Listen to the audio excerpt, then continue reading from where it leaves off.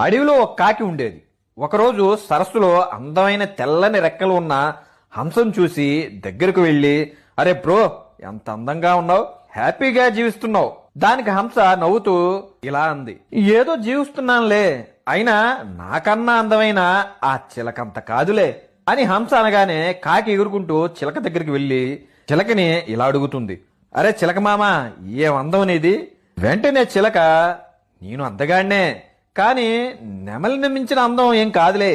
కాకి ఆ మాట వినగానే వెంటనే ఎగురుకుంటూ నెమలిని చూడడానికి వెళ్తుంది.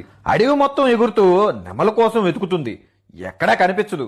తిరిగి తిరిగి అడవికి చివర ఒక బంగ్లాలో ఉందని తెలుసుకొని హుటాహుటిన అక్కడికి వెళ్తుంది. అక్కడికి వెళ్లి చూడంగానే నెమలి ఒక పంజరంలో బంధించి ఉంటుంది. అక్కడ జనాలు నెమలతో సెల్ఫీలు తీసుకుంటున్నారు.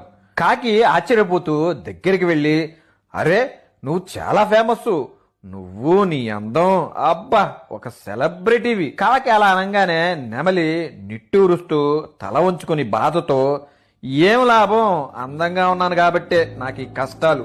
నువ్వు చూడు, నిన్ను ఎవరైనా పట్టించుకుంటారా? నీకు ఇష్టమైంది తింటావు, ఇష్టమైన చోటుకి ఎగురుకుంటూ వెళ్తావు, నీ జీవితం నువ్వు జీవిస్తావు. ఆ మాట కాకి తత్వం బోధపడుతుంది.